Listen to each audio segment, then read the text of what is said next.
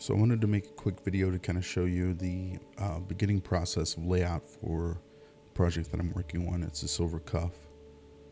When I'm going to lay something like this out, I generally cut the border first. Here I'm cutting a hand push border with a 45 degree, 15 degree heel flat graver. It's polished so that you get some bright cuts. I'm creating like a triangle cut, almost like saw teeth, opposing each other from each direction. Cutting in between cuts from both sides creates a lightning effect, a lightning bolt effect, or a zigzag effect. It's a very nice look. It gives it a very hand cut look. Now I'm getting ready to prepare to create a template for the layout. This is the best way that I've found to do it. It's very accurate and it works well to be able to scan into the computer. I like to use the thinner painter's tape.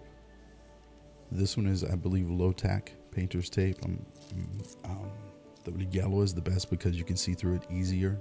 So it's easier to see your workpiece once you get it stuck on. So normally what I will do, if I don't cut a border on a job like this, then I will use the painter's tape and trace the outside, normally with graphite. If I do cut a border, then I don't necessarily have to trace the outside. I can just trace along the border. Get a general area of what I'm going to be engraving in. Of course, this is very simple. It's just an elongated rectangle. So super simple layout, but I wanted to give you a quick overview of exactly how I do it. I've kind of alluded to it before in a couple videos, but this kind of gives you an idea. Now, something like this where you have a border, you don't have to be super accurate, but you don't want to be messy. You can clean it up in your drawing program. I use Procreate to draw most of my layouts, and so you can clean up the border and redraw the border in Procreate and create yourself a clean layout. You just want to get the space delineated so that you have an idea about where you're going to put your squirrels.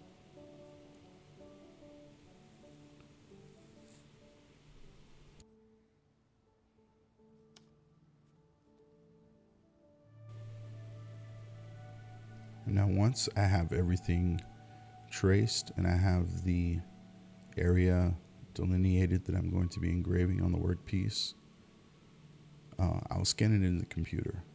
I use an all-in-one printer scanner. It doesn't have to be high resolution. You just have to get an accurate enough scan to be able to have something to input into your drawing program so that you can then redraw your border, have your areas delineated so that you can then start to create your layout. Like I said, I use Procreate. It works really well. I have a cheap printer that I use that works for all of my layouts, that works for my transfers. It's an HP 3700 series. I think the cheaper printers work better because the ink seems to transfer better from the transfer film to the workpiece.